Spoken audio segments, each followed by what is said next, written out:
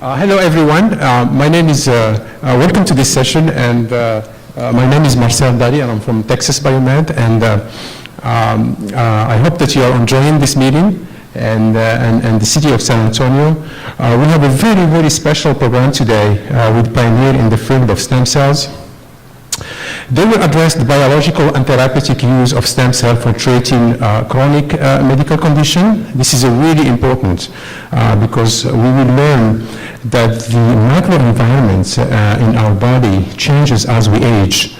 So how can we optimize the cellular composition and prepare the microenvironment to achieve these optimal, long-lasting outcome using these neural stem cell. And our panelists today are really star and pioneer in the field of neural stem cells and cell therapy.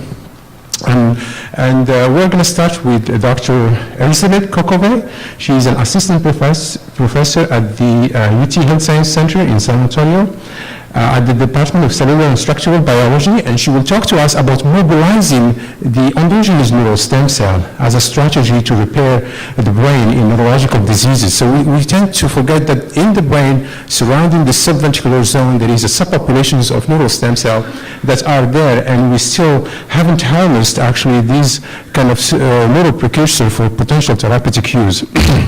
However, she explained that given that many brain injuries and degeneration in the disease are increased in geriatric populations, if this strategy is to work, we must understand the cellular and molecular mechanism of neural stem cell, how it decline with aging. So Erzsebet, she will talk to us about how neural stem cell function decrease during normal aging and how changes in aging niche contribute to this decline in neurogenesis. And then we have Jeanne. She's a professor in developmental neurobiology and director of the Center of Regenerative Medicine at the Scripps. I have the pleasure and honor to hear her talk many years ago. It was in 1999 at the ASNTR, and she was one of the first people to show some gene array, microarray analysis of the brain of Alzheimer's disease, and it was the first time that I learned that she reported the role of neuroinflammation associated with Alzheimer's disease, and of course after that, that hypothesis and that concept really took over for many neurological disorders. So she will talk to us about human pluripotent stem cell and how they can be differentiated into various cell types for therapeutic application for chronic neurological conditions. And she will describe how differentiated cell types that are expected to be effective in for different diseases and the mechanism of action by which the stem cell can ameliorate disease is also disease dependent. So she will touch on several projects ongoing in her lab, the use of stem cell for different way for experimental treatment for Alzheimer's disease, Parkinson's disease, as well as multiple sclerosis. And then we're going to move to Evan Snyder. He's an MD PhD. I know Evan for many years. I think all of us here know some of the pioneer work that he did on neural stem cell. He's one of the first people to isolate and expand neural stem cell. This was in the early 90s. So he will discuss the challenge faced by the stem cell field in approaching injuries and degenerative process. I'm just going to go in here. In degenerative process and the long-lasting, so he calls chronic injury the third rail of regenerative medicine. And treating such condition will involve more than simply taking the same strategy that work acutely and subacutely injured environment and doing them for a longer time or at a higher dose. So for the nervous system, entirely new paradigm will need to be devised and confront the fact that the chronically injured terrain is unique and differ from recently injured brain. So as you know, the microenvironment is critical for the neural stem cell to be effective therapeutically, and that he's going to touch upon that. What I like about Evan also, Evan, he is, I think if I remember well, Evan is I think a major in linguistics, so I always enjoy his readings. They always bring in some, French word like terrain and milieu, which is the microenvironment. So it's a pleasure that we have lots of interaction during with you. So without further ado, I'm going to have Erzsebet start her first talk.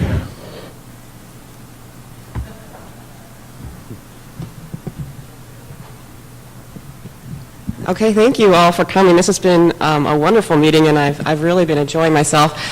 So today I'm going to talk about endogenous neurogenesis and the neural stem cell niche, and especially how this is changing with age. And we're also exploring some strategies to sort of understand the molecular mechanisms for how we can preserve neurogenesis during aging or boost neurogenesis during aging. Okay, so the area that I'm going to be talking about today is here in red. It's the subventricular zone, and so they are a large pool of neural stem cells that line the lateral ventricle, and these cells divide locally and give rise to neuroblast cells, which are very migratory. And in normal situations, at least in rodent, these cells will migrate to the olfactory bulb. However, these cells are very interesting because these are the cells that respond during injury as well, such as ischemia and traumatic brain injury, and they become very migratory and instead go to the sites of injury, where they give rise to where they do participate in some repair. And the idea is that we need to sort of boost this population in order to increase, if we were to use neural stem cells for endogenous repair. So if we were to zoom in to the subventricular zone, the niche is highly organized. So here you can see these ciliated cells in gray. These are the ependymal cells that line the lateral ventricle. And in the back you can see that there's this large vascular plexus. And sort of sandwiched in between these two are all the different neural progenitor cells. So here are the neural stem cells themselves in blue. And you can see they send a process out into cerebrospinal fluid and to the vascular plexus. And then so much in between these are the different progenitors. So these neural stem cells give rise to the transit amplifying cells, which in turn give rise to the neuroblast cells. And you can imagine that they're getting all sorts of signals throughout here. And here they show astrocytes, but they don't show what I'm going to be talking about today, which is the microglia cells. So one of the things that we use to study the niche is sort of what we call the whole mount prep. And if you can imagine, here's a coronal section that goes all the way back, and if you were to dissect out to the subventricular zone, it would sort of be this more three-dimensional flat structure. And using these kind of tools, we and others have done a lot to characterize the subventricular zone. And so if we were to sort of look at it in 3D, at the top are these ependymal cells, and actually in the center of these ependymal cells are what we call pinwheel structures. And these pinwheel structures, the neural stem cells are actually bound within these pinwheel structures by adhesion molecules, especially VCAM. So the nice thing about this prep is we can really sort of more get a three-dimensional view, and you can see that here. So this is a vascular plexus that's underlying the subventricular zone. So but one of the problems is, as you might guess, is stem cells don't do so good when we age, and that's also true in the subventricular zone. So if we were to just look at the number of proliferating cells with BRDU, very simple assay, you can appreciate that there's this huge drop. Actually, it occurs at mid-age in the mouse, between 6 and 12 months. And then it seems to pretty much level off. So there's something that's occurring in this 6-month to 12-month range. And this is also true if you were to look at those migratory cells that I said were very important for repair, those neuroblasts, which are stained here in green for double coordinate, and you can appreciate there's a great deal of neuroblasts migration in young mice, and then it becomes very disorganized and very decreased during aging. So one of the cells that we're interested in, mostly because they have been not very well studied within the subventricular zone, is the role of microglia in the normal niche during homeostasis and then what's happening during aging. And if we look just at where microglia are, they're nicely situated within the niche, so they're within this vascular plexus, so the microglia cells are here in green. And this is the vascular plexus in blue. And then if we look at sort of those pinwheel structures that are sort of those germinal structures, where the beta-catenin stains those ependymal cells, and then the center of the pinwheels here are in red, and then microglia are actually in blue, and you can't see, but if you were to turn it around and make a model of it using IMARA software, you can appreciate that the microglia are actually stuck within the ependymal layer as well, right next to those germinal niches. So one thing that we do know is that we have this inflammatory response that occurs during aging. So we have an increase in the number of microglia, and this occurs over time. And what we've actually found is that by 12 months, we start to see infiltrating microglia from the periphery. And I don't have that data because we just got it a couple days ago. But this is actually not due to local proliferation. It's actually due to infiltration from the periphery. During aging, we also see this sort of activation of microglia. So CD68 is a marker for microglia activation. And actually it's an early step, we get this increase in activation between 2 and 6 months, so very young. And we're also seeing this when we look at some pro-inflammatory cytokines. So it seems that it's a very early event that we get to see this inflammation, and then declines in neurogenesis occurs after that. If we also look at just the morphology, we see a lot of inflammation. So microglia are these beautiful cells that are normally sort of ramified, and they're in a resting state. And this is what's characterized mostly in the young if we were to look at these different types. And as we age, or as the mouse ages, we see more and more of what we call activated or intermediate, which is a hyperramified stage, amoeboid, or then the phagocytic. And you can see by the time the mice are old, the majority of the cell types are actually an inflammatory cell type. They're no longer a resting microglia type. We also see the inflammatory cytokines, and as I mentioned, this we see much earlier than mid-age. We actually see very early. So if we just were to take a young mouse and we do a chronic inflammatory model on these mice by using a tuberculin toxin, we can also mimic what we see during aging. So we get this activation of microglia, which is shown here with IBA1 and CD68 staining, but we also get a reduction in proliferation. So we think that this inflammation is directly inhibiting neural stem cell proliferation. So to sort of test this directly, we turn to a co-culture system where we take microglia and we activate them, and we use conditioned media from these activated microglia. And then as our controls, we just use neural stem cell conditioned media and controls. And if we do this, we see that there is a large reduction in the number of neurons, which is quantified here, but there's also increased cell death. So we think that when you activate microglia, it actually inhibits neurogenesis and increases cell death within the subventricular zone. So we've been looking at a couple of ways to offset this reduction in neurogenesis. And in the aging community, one of the most well-studied sort of strategies is long-term calorie restriction. So these have been done for quite some time. So if you take a mouse and you put them on a calorie-restricted diet, you can increase their lifespan, which is shown here, and it actually increases with the amount of dietary restriction. So we got some mice and we put them on this lifelong calorie restriction, and we found that we did have reduction of inflammation and of microglia activation in the calorie restricted when we compared them to the aged group.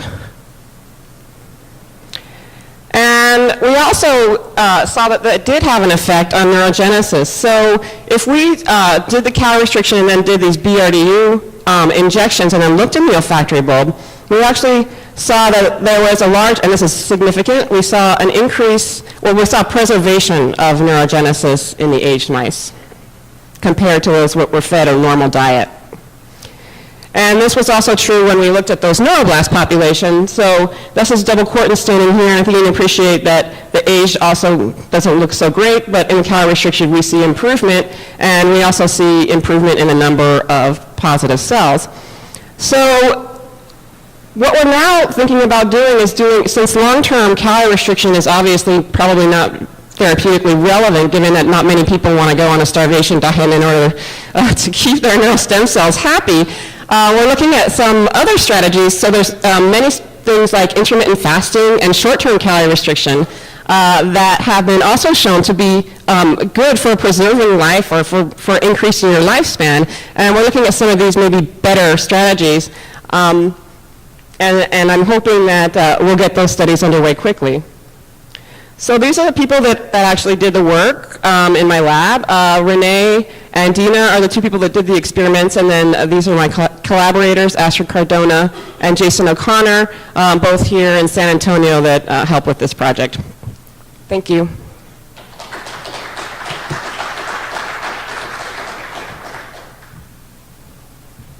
Thank you, Erzsebet. So the format, we're going to have every speaker give its presentation, and then we'll have a small discussion, and then we'll open it to the audience. Next, Jeanne, please.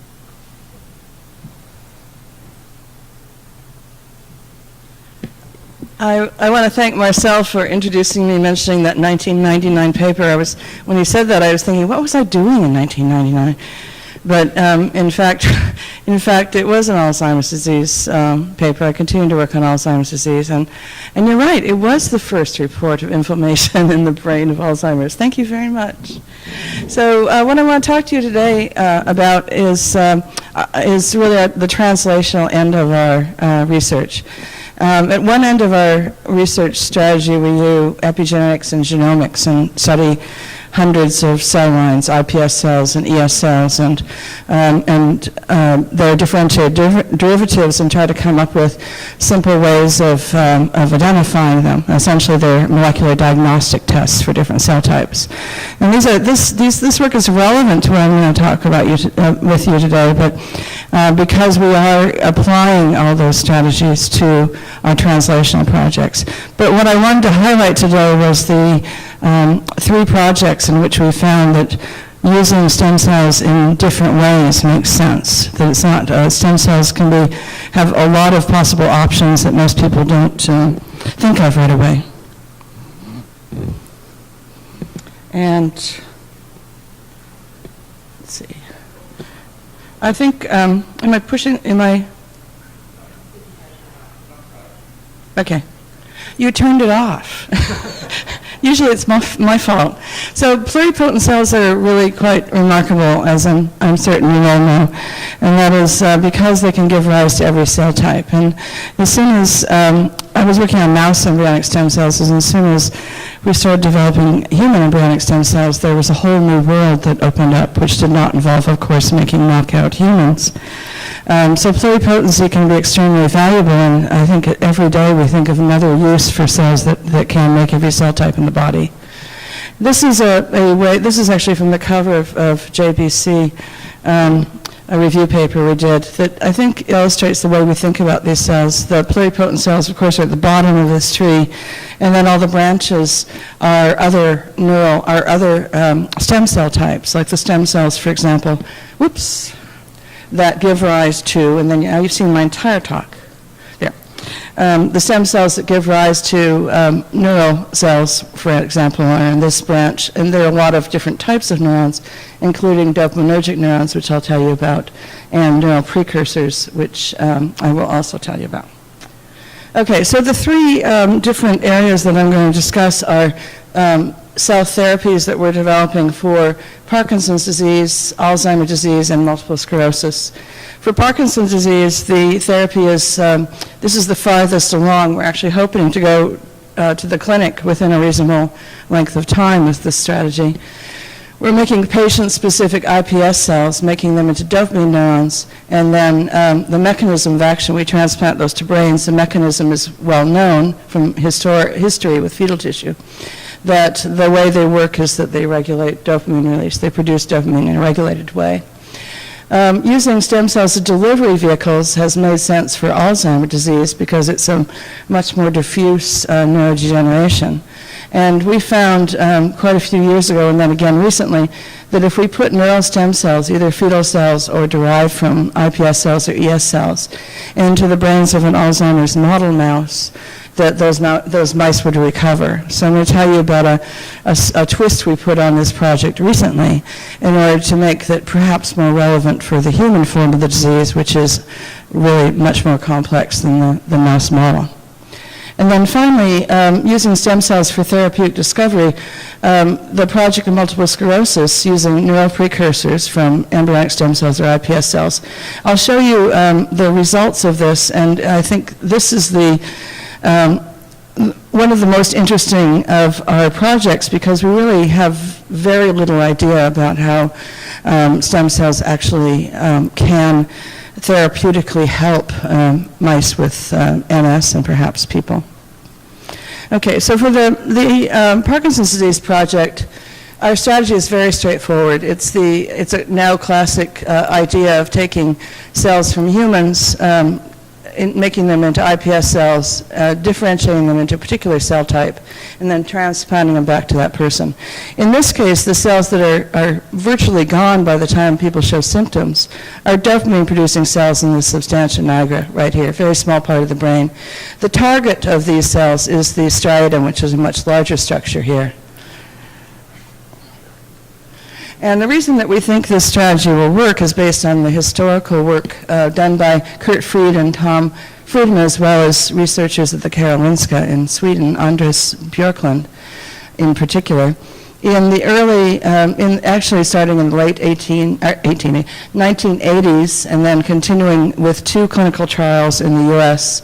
in late 1990s and early 2000s. These 2 trials in particular were double-blind, that is, some people did not receive the tissue. The idea was to take fetal cells from embryos, human embryos, aborted fetuses of about 6 weeks to 8 weeks of age, and dissect out the little part of the brain which is going to give rise to the substantia nigra. So this part of the brain contains the dopamine precursor cells. They did this with 74 Parkinson's disease patients, and they had some outcomes that gave us some mixed feelings about whether this therapy would work. Sometimes it didn't work. Sometimes there was a remarkable reduction in Parkinson's disease symptoms, but unfortunately, in about 15% of the cases, there was a side effect which was unacceptable, which was an uncontrollable dyskinesia. And everyone agreed that the reason for that, this is the idea of targeting the cells, you actually put them in the target. The reason for that, everybody agreed, was the fact that when you are obtaining fetal tissue, it's very hard to get quality control because you're dissecting very, very small fetuses. I actually did work like this back in when I first started working on Parkinson's disease in the late 1980s. The fetuses are only about this big, so you can imagine the microscopic bits that you have to actually get out of the brains of these fetuses.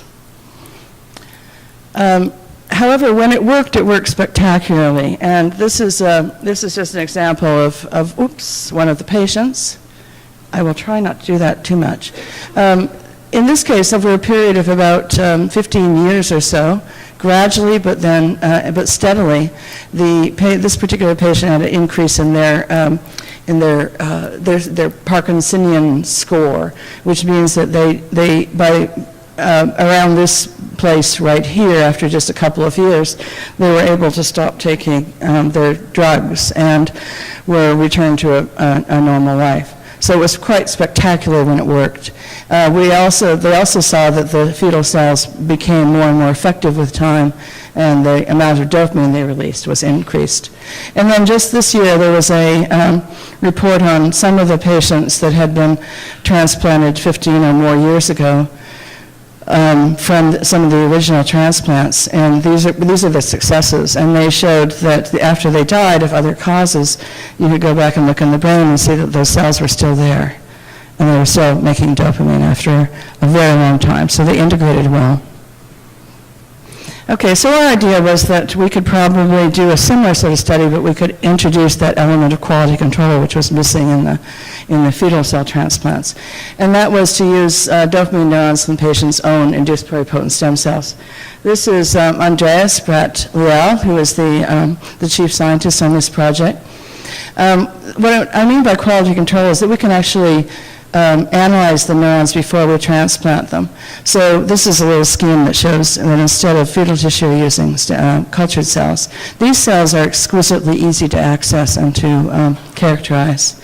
We are able to use consistent numbers. We know exactly what cell types we're putting into the brains. And an added bonus is that the cells match the patient, so there's no need for immunosuppression. There are other studies. I should acknowledge the other people who are doing similar work. Lorenz Studer in New York is developing a similar study using embryonic stem cells, and he was responsible for a lot of the differentiation techniques that we're using.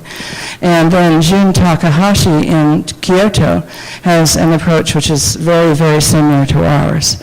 And one of the good things about projects like this is that it's sort of a non-competitive environment. We're all very competitive, but in this particular case, we've decided to cooperate and stay in touch about each other's results. And most importantly, they are sending me cells that they are transplanting into their models so that I can develop genomic assays that can be used to be able to predict in each case what characteristics of the cells will result in the successful transplant. So this is an outline of that. I'm not going to go into any of this in detail. This is essentially the method we use. We make iPS cells into this neural tube floor plate stage, which is essentially that stage that people are getting fetal cells. In 25 days, we have a mixture of immature dopaminergic neurons, and there are other cells in there as well, but very importantly, we can make sure that they don't contain neurons that are known to cause the dyskinesias. Those are serotonergic neurons. And then this is the stage at which we transplant the cells around this time. And then, one of the great things about this is that we can take the same, a sample of the same culture and take it out to 60 days, and we can actually do electrophysiology on these cells. And this may not look very impressive to you, but my colleague who studies substantia nigra dopamine neurons in the mouse said this is exactly the pattern you would expect, and nobody had ever shown that in a human cell before. So this is the signature of a functioning dopamine neuron. And I think that's really important, and that particular type of dopamine neuron, the ones that are in the substantia nigra. So we're certain we have the right cell type.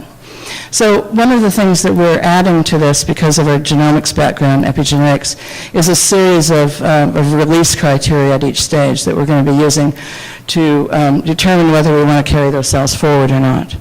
So we're hoping this is not required by the FDA, but we're hoping this is the kind of thing that the FDA starts adopting, so that since we have the ability to quality control, we should be doing it. Okay, so I'm going to turn to Alzheimer's disease now. I didn't tell you, in Parkinson's disease, we've shown that these cells are efficacious in animal model. We are now in the process of applying for funds to do a 30-month preclinical study that will lead to a pre-IND with the FDA. So we have a very clear path to the clinic. Our Alzheimer's disease project was initiated by Franz Joseph Mueller quite a long time ago.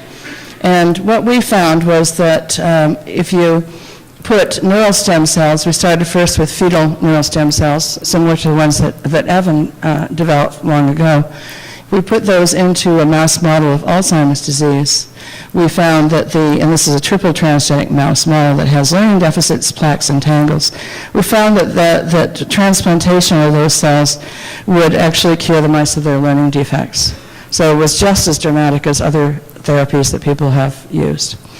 Our hypothesis was that the cells would be attracted to the plaques because of the inflammation, which brings me back to my old work from 1999.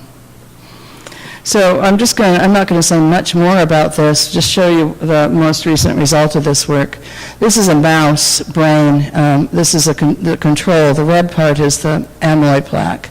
This is the side that's been treated with neural stem cells that are secreting an enzyme called neprilysin. So they've been genetically modified to secrete one of the few enzymes that is capable of degrading amyloid after it deposits. And as you can see, it is spectacularly good at it. So the cells can be delivered to the right place, and they can get rid of the amyloid once it gets there. Now, whether that will help humans or not is something we really don't know. We just don't know enough about Alzheimer's disease. This third project that I want to mention is multiple sclerosis. This is Ron Coleman. He was my graduate student, not a postdoc. We found in this case that if we made cells in a particular way, And when I say neural precursor cells, I mean not just any old neural precursor cell, but a particular one that we made from human pluripotent stem cells in 9 days in a protocol we developed. We injected these cells into the spinal cord of a mouse model of multiple sclerosis in collaboration with Tom Lane, who was then at the UC Irvine. The animals were observed for a while, and then the spinal cords are analyzed. This work has been published, so I'm not going to go into the details. I just want to show you this, because this is really the highlight of the... Now, I'm not sure how to do this. Back there? How do I get the movies to go? Can you do that for me? Thank you. Just turn them both on. Thank you. Okay, so this shows one of our early experiments using neural precursor transplantation, and this is where we got the surprise of our lives, because we transplanted neural precursor cells from humans into immunocompetent mice. This was a control experiment. We knew the cells would be rejected, and we were absolutely certain that they'd have no effect on the mice, and we were completely wrong. We found that only after 3 weeks or so after the mice had been, will you push that again? Just keep the movies going if they try to turn themselves off. You can see that even after only just 3 weeks, the mice are showing noticeable improvement, which is statistically relevant and really very predictable. And one of the really cool things about this is that, and would you do that again? This is after 6 months. The control animals, there's very little spontaneous recovery in this model. One of the mice is doing a little better. These mice have to be hand-fed because they are so disabled. You can see over on the right-hand side that the mice that have been transplanted are virtually normal.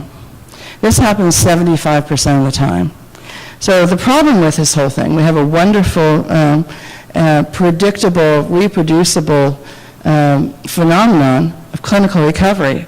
The problem is that we don't really know why, because we didn't expect this result at all. And as I said, this work has been published, but now we're tracking down the result. We discovered that the cells were only in the animals for 7 days.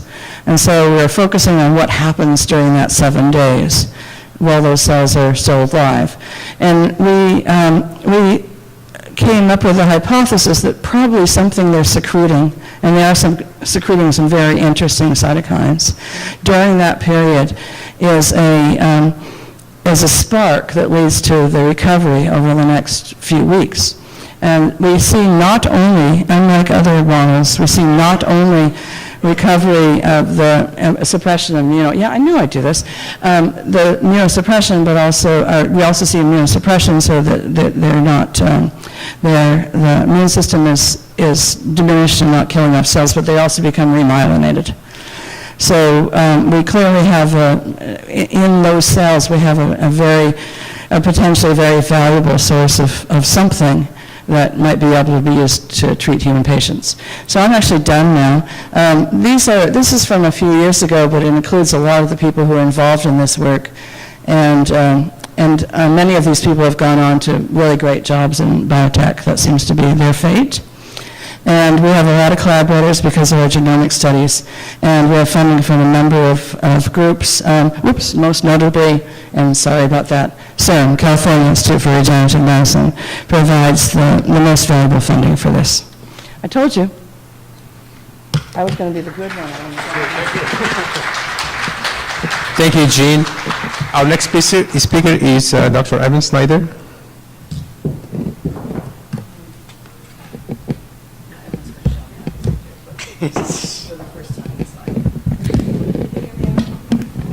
I'm sorry, what did you say? I said you're going to do this quicker than me for the first time in your life. Maybe not. We go way back. So, am I on?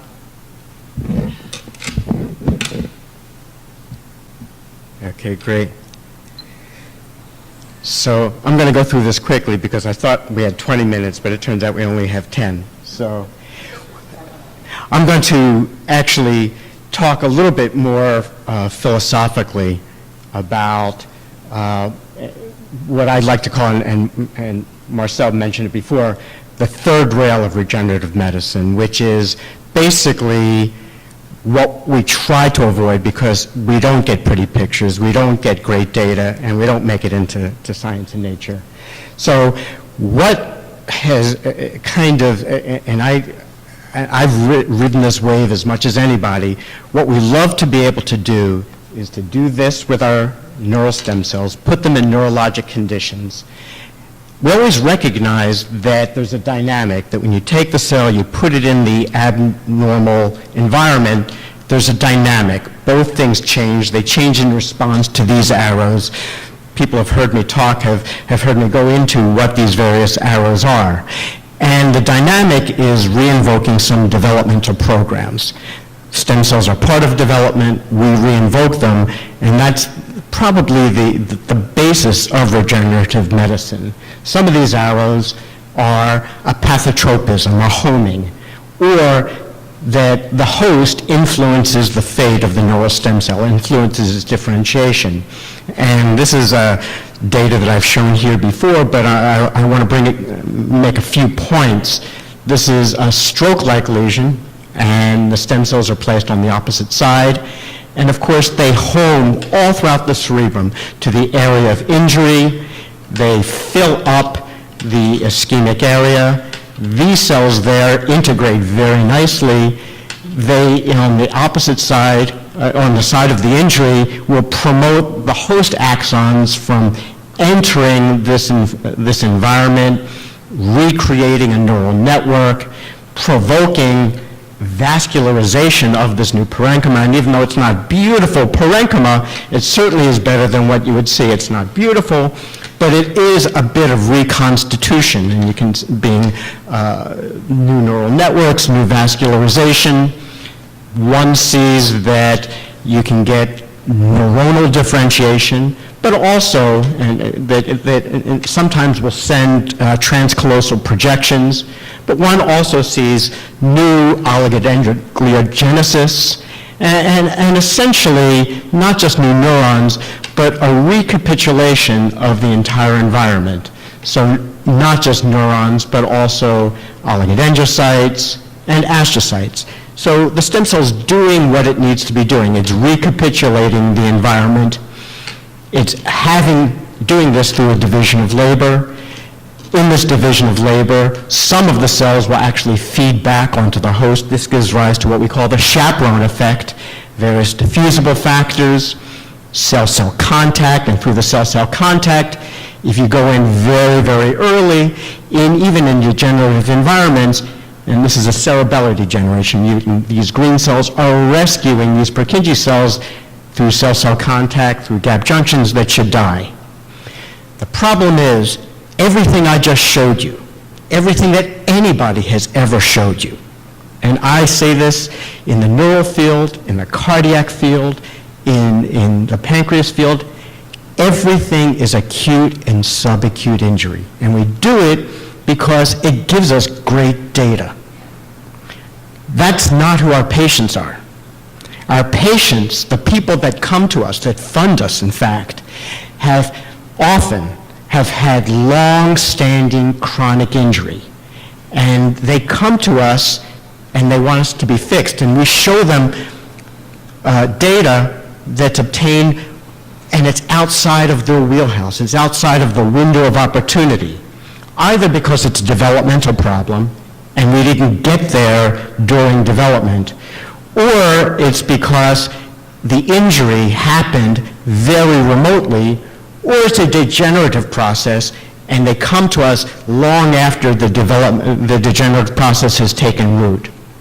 So the challenge, and this is why I call it the third rail, and this is what I'm going to use speaking quickly about the 10 minutes, this is what we have to try to challenge. So one way is to say, well, things are cool and opportunistic in the subacute, acute environment, or during active degeneration, or before the cells in a degenerative process, before they've really died, maybe we can rescue them. Maybe what we can do is recreate the subacute environment, the environment that does this, in the chronic phase. Okay? So this kind of migration, this pathotropism, happens very acutely. It doesn't happen later on. So maybe here's our window of opportunity, and we've tried to understand what's going on here. The window of opportunity is closed, but maybe we can recreate it here. And long time ago, maybe even as long as Jeanne was doing gene array, we were doing gene array trying to take the exact same cell and expose it to everything the same. The only difference is the dimension of time, the cell being exposed to the acutely injured environment versus the chronically injured environment.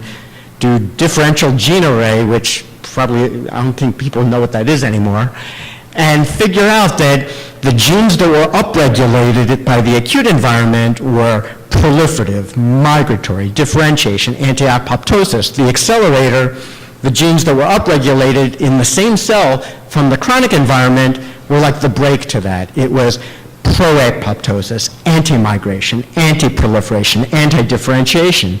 Well, at least we know now what those should be, and maybe what we do is have the cells and have them express something that we know should be expressed in the acute environment, like NT3, which is neurogenic, and have the cells secreted so it works back in an autocrine fashion and then also works onto the host. So we certainly did that in the subacute environment, and that works kind of nicely. Start doing that perhaps in the chronic environment, and I'll show you some data that suggests that maybe we can alter the host niche. But that's not the entire story, because it's not simply taking what worked well in the subacute environment and just doing it, more of it, later on, higher dose. The entire terrain has changed when you get into the chronic environment. There's been neural and vascular reorganization. There's been atrophy of the end organs, muscle atrophy, contractures, encephalocele, syrinxes, myelin loss. The entire terrain has changed. You can't simply do what worked subacutely or acutely here. It's the substrate has changed. The terrain has changed. So now, and I'm not saying I have the answer to this. We don't. This is our challenge. We need entirely new paradigms that probably will involve multimodal approaches. And that will entail tissue engineering along with cells. Now, this is something that we published a long time ago with Bob Langer and I did in the spinal cord. And admittedly, it was using it in the subacute environment, but we think that this may give us some insight into what you would need to do in the chronic environment. The same paradigm might work, and that's putting cells on a scaffold that allows the host to send neurites out, the cells themselves, and I'll show you what they can do, to make little connections and to circumvent some of the limitations and have alternative routes to the muscles, to the end organ, for example, in spinal cord injury. So a tissue engineering solution may be another way to do it. Ted Tang, my former postdoc and my collaborator, and I are working on taking chronic injury, taking the scaffold, taking cells, having them overexpress. This is a little too busy for me to go through right now in detail, except to say, taking the cells, having them express NT3, take an animal that looks as if he's plateaued, transplant the cells, and now we can start getting a little bit of improvement. Now we can get some ambulation and weight bearing because now we're starting to see cells moving through this formally kind of not inviting environment. The other thing we can do is having the cells there, making tiny little connections, and this is simply donor cells that have sent down a little bit, just a few segments, bridging some segments, and that's what this kind of track tracing is. The cell's here, the tracer's here, it's moved up, and it's blue because it's sending down its connection, just a few segments. What it's also doing, however, is invoking some intraspinal motor programs that can function even without supraspinal control. And they can be invoked. We have them as little kids. They get suppressed as we get older, but now they can be reinvoked, and that's another way of getting to the muscles. Remember that even one or two segments of function for somebody with spinal cord injury is a big clinical deal for them. We don't need them to be running the Boston Marathon. A little bit of segment of acquiring of a few segments is important. We have to remember, too, it's not just neural connections, it's vascular connections. And I'm showing you this as a reminder to say that neural and vascular patterning follow each other. That happens in development, and we have to keep track of that as well when we go into the chronic environment. Now, there's no question that preserving this, rather than trying to recreate it, is really going to be the best. Another way is to anticipate what's going on. So if you can do an early diagnosis, and this involves perhaps prenatal testing or early neonatal testing, go in and correct things early on before they become a problem. Kurt Fried and I did this a long time ago, taking human neural stem cells and putting it in utero into the brain of a monkey, and we saw that the donor cells would intermix seamlessly with the endogenous cells and follow them in development so that now you would have a chimeric brain. Well, you can imagine if this is a normal cell and these are perhaps mutated cells, Huntington's disease cells, Parkinson's disease cells, you haven't cured the disease, but at least maybe you've made it milder. Now it's a heterozygote, so to speak, as opposed to a homozygote. And you can see that the donor cells in utero, this is in a monkey, this is in a mouse, but here's a donor cell actually interacting with a host cell, as you can see over there. And I'm going to end here by saying that, in line with what I was just saying, that predicting and preventing and intervening early on is still going to be the best way to go. Because if you can predict, you can intervene early. And now I'm going to make a pitch for something that I think George Church talked about, and something that I've become a real fan of, and that's personalized medicine. That's having a bank of cells and a profile on every single patient going forward that can be interrogated. Certainly the profile can be interrogated, maybe even the cells, and maybe even the cells can be used. So what does personalized medicine get you? Well, first, it allows you to anticipate disease and treat early. It also means that you can have an intelligent choice of therapy and of drugs, which is not the way medicine works now. Right now we do things by trial and error. And as we're trying to figure out the best drug, the disease is progressing and progressing and progressing, so that when we finally hit it, we've wasted valuable time, not to mention valuable resources and money, and things have gotten worse, and sometimes even off-target effects. So how do we start doing, everybody talks about personalized medicine, how do you start getting that done in a practical way? Low cost, wide capture, and this is one way that, in our own little way that we're trying to do it. Because I'm a neonatologist, I have access to every baby right out of the starting gate. And what we've started doing is just this bit of cord that gets chucked, it's biologic waste. Every baby now at UCSD, we're grabbing this little chunk that gets tossed away and recognizing that we can culture out the tissue, reprogram it into iPS cells, which now allows us, one, to have all these cell types on every baby, and then what we can do is correlate it with how that kid does. Not just in the NICU, and we monitor everything, every blip, every breath-holding spell, everything. But then these kids get followed. Their 2-month exam, their 6-month exam, then they go to school, and then they're school age, and then they become adults. Do they develop autism? Do they develop brain tumors? Do they develop diabetes? Do they develop penicillin allergy? Do they do well in school? That kind of thing. And this is the paradigm. Starting to take these cells and do omics on them, and constantly correlate them with the clinical outcome, the clinical course, the response. One, that allows us to understand pathways. Two, that's going to give us some biomarkers. The reason I'm putting this out there is that I'm looking for partners to do this, because this is totally unfunded now. So if we're going to be talking about long-standing chronic injuries, I think prevention is certainly ultimately going to be the best way to go. The other stuff is when we fail to catch it early on. So I'm going to end here, and I think I actually did just do 15 minutes the way Marcel asked me to do. Stem cells, I think, are certainly models of development, and that repair involves reinvoking developmental principles. But sometimes we're out of the window where we can do that in an easy, straightforward way, so that chronic and established injury is the third rail in regenerative medicine because it's outside of our comfort zone as developmental biologists and what we're used to. And it's going to involve new paradigms.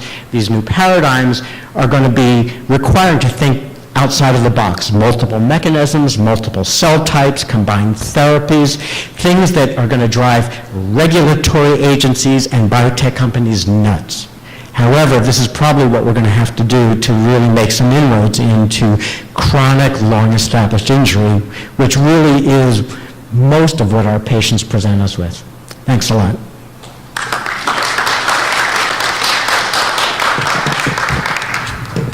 Thank you very much. Thank you to all the speakers. Great presentations. Given the time, I think I'm going to open it to the public. If there is anybody who have any question, we're going to start with that first before we can, talk in here. So if anybody have any question, please come forward. And if not, yeah, please, there is a.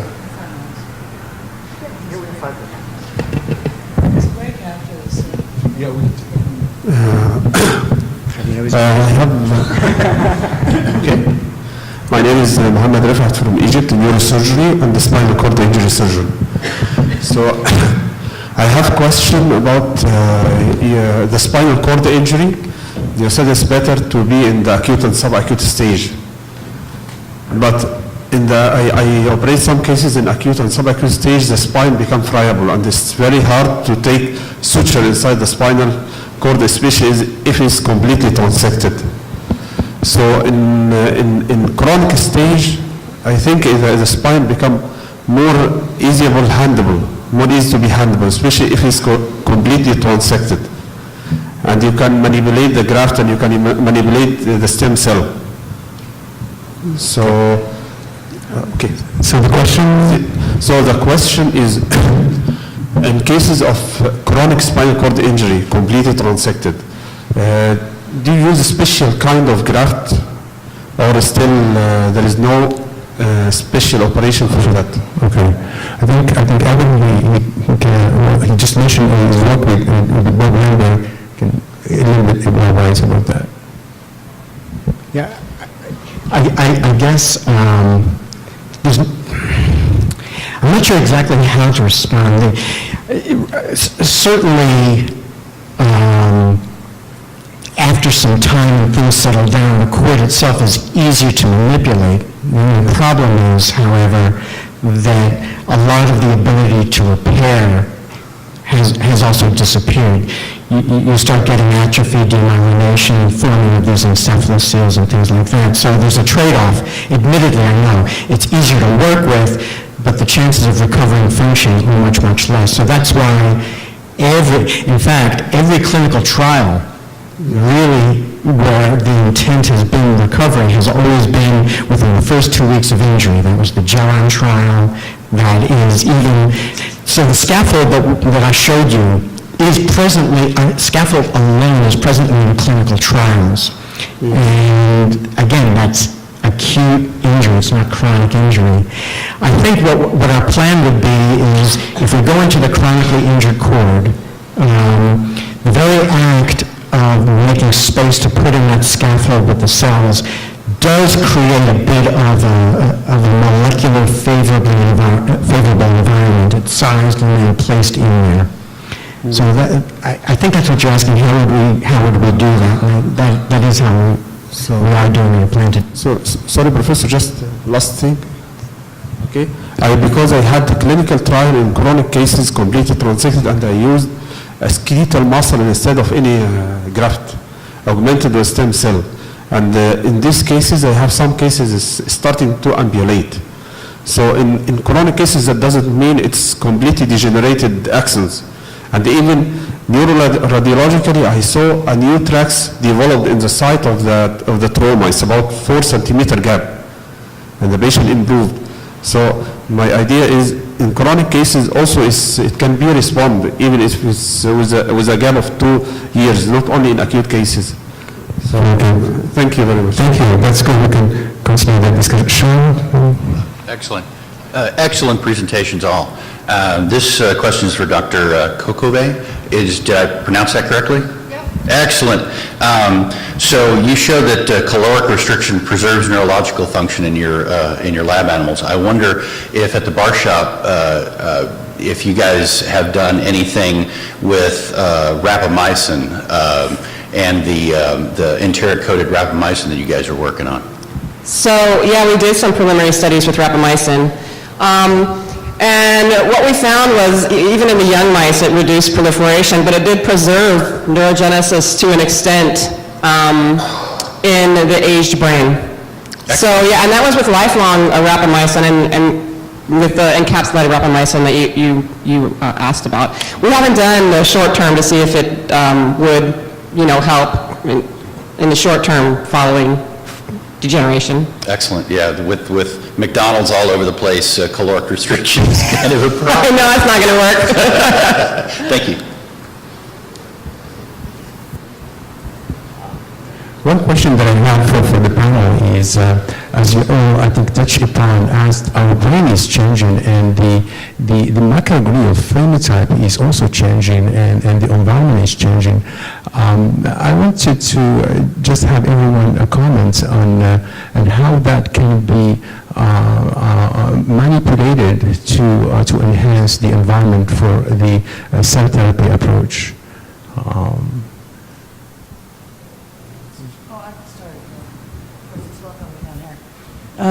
Right, so when my focus is on stem cell therapy and usually involves transplantation, but in fact, for example, for the Parkinson's disease project, we're also collaborating with some people. The cells in culture are useful as a sort of a disease in a dish model. And we're testing some drugs that have been developed by some of our colleagues to see whether we can preserve dopaminergic neurons. So obviously, if we find that that's the case and those drugs are available, then we will use sort of a combination therapy. I think that's really what I'm thinking about with all of those diseases, that whatever it is that we've learned from classic drugs, we should be applying in some sensible way to our new therapies with transplantation.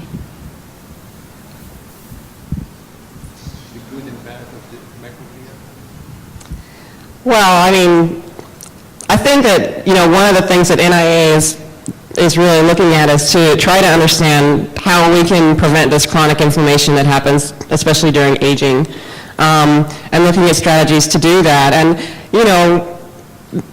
maybe one of those strategies might be, as one person asked me about rapamycin, but I think there's many things that are in the works that people are looking at to sort of reduce that chronic inflammation that occurs. And of course, I think that Evan's point is really great because, this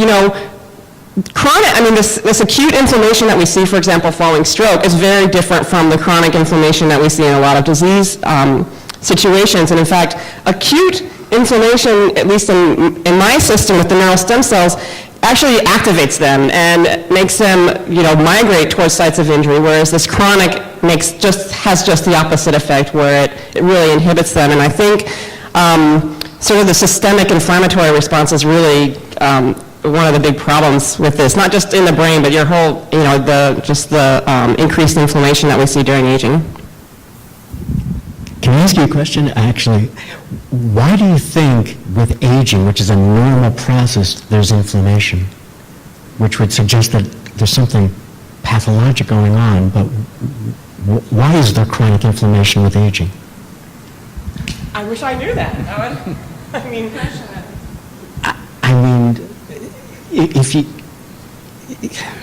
So what is the inflammagen? What's initiating it?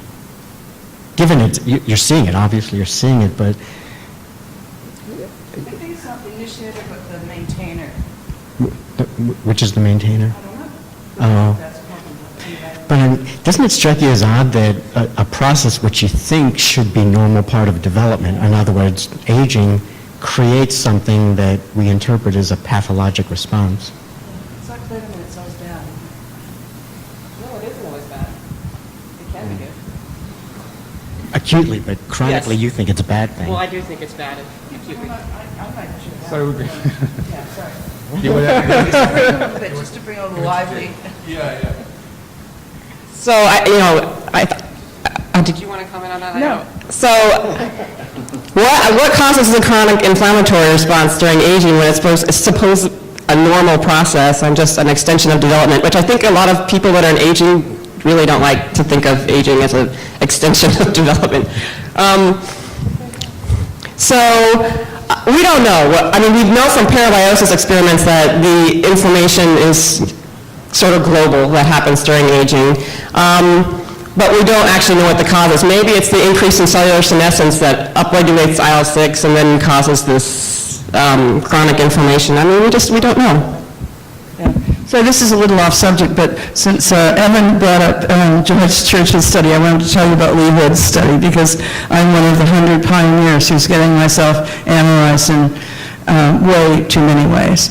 And one of the things, so we're getting sequenced, we're getting a microbiome sequence. All this will be available publicly eventually, so you can look at my microbiome if you want. But we're also getting a lot of tests done on our blood, and one of the things that we find is that virtually all of us, all 100 of us, have chronic inflammation, as indicated by the concentration of cytokines in our blood. So in my case, I've managed to correlate that with a genetic, that's not an abnormality, a genetic variant, which makes me make more IL-6 than other people. Does that make, so that's a genetic form of chronic inflammation in theory. I seem to have been able to compensate for it. So I think when we get more information like this, and like the work that Evan talked about, and that work that George is doing, and Lee Hood's study, we're really going to be able to find out whether we're actually right about some of these things. And we'll be able to figure out what the contribution of genetics and environment and lifestyle even are on all of these inflammatory diseases. Great. Thank you very much, Jeanne. Thank you very much, everyone. Anybody has any questions?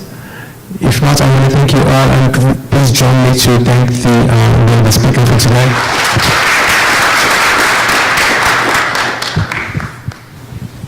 I don't think Lee and George would talk.